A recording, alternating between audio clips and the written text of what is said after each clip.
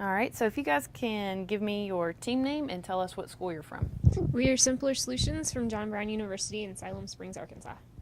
Where exactly is Siloam Springs, Arkansas, for people who may be watching? It is the very corner of the state in northwest Arkansas. We're about a mile from the Oklahoma state line.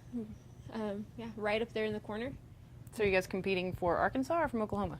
for Arkansas. Good deal, Lucille. All right, so tell me, how do you think your presentation went? I think it went really well. We had a lot of fun. We had good questions and just good dialogue with the judges, and it went really well.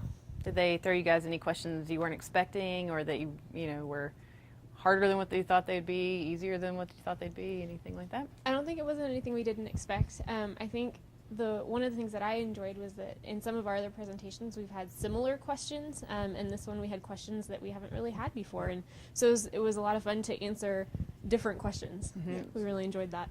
Was there anything at one point where you look back after they gave you some feedback or some commentary and you were like, man, I really want to go back and tweak this again and wish I could do that part over? Or are you pretty excited now that it's over for you guys after this, as far as this year's competitions are concerned? So yeah, I mean, I think there's always improvement that can be made, but I think for what we did the best we could, and I think if this continues, we'll definitely take any of their feedback and apply it. We'll see what happens. Will Simpler Solutions continue? There's a chance. I mean, we'll see. We've got some other plans going, and we'll see what happens. I think we would really like to see our product on the market. I think it would just be a great experience for all of us, and it would make the lives of the millions of Americans who sample paint a whole lot easier. So we would love to see it come to fruition. Do you have any regrets or anything that you look back now on that you've gone through in this year and think, you know what, I really wish that we'd taken this path as opposed to the path that we actually took? I don't think so. I think we've been really thankful that we've never had any 180-degree turns in our plan. It's definitely come a long way from what it started as. It's very different, but it's still got the same foundation. We're still passionate about the same things, about making paint sampling easier for everyone who does it, and I don't think there's really anything that we would regret from all of this. Just out of curiosity, where did this passion for making paint sampling easier come from? Well, that's yours. Who doesn't have a passion for sampling paint? I mean, come on, what kind of question? No, just talking to consumers and talking to people about some of the frustrations, we kind of noticed there was a lot of people who talk about how frustrating painting a home is, and kind of diving into that more and asking them more questions. People are frustrated with paint sampling.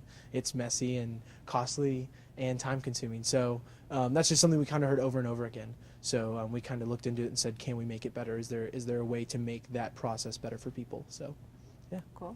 If you guys had to give some inspiring words or any kind of advice to the next class from JBU that might consider participating, and if they make it as far as you guys, I mean, what would you say to them? What would be your words of advice, I guess? It's a process. Yeah.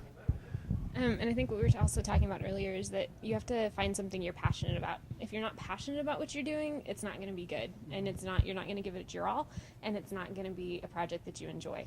I think we've all really enjoyed the project and the experience because we've been passionate and enjoyed what we were working on, and I think that's really what makes it. Yeah, I mean, I'd just like to add to that the team too is so important. Like the aspect of working together and just.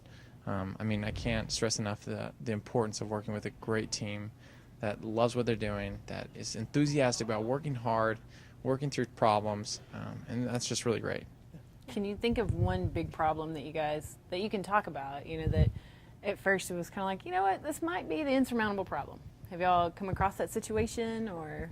Yeah, there was one heated discussion, I think, that came up as we were going into Governor's Cup about what investment potential was going to look like, and that took a good bit of talking through as to, were we going to do this ourselves or did we want help, and to come to that point of knowing that this isn't necessarily something we can do ourselves, that we need expertise and wisdom and support and help along the way. Yeah. But I think that was definitely a point where we really had to sit down and reevaluate where we were at and what we were doing and what we wanted to keep doing.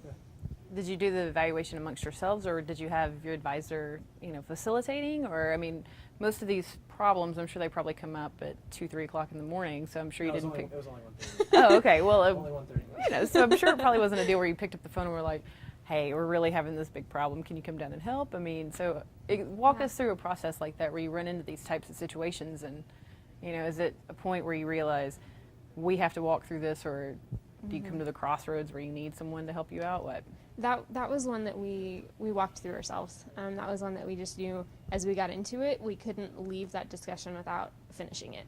And so it was one that we sat in the hotel room at Governor's Cup and just really figured out what that was, what we were trying to get across to each other, trying to sort out some miscommunication as well, and just figure out what all that looked like. And we just sat and talked about it for, it was probably a half hour or so that we had to really sit through and work it out and talk through it before we could keep going on what we were doing.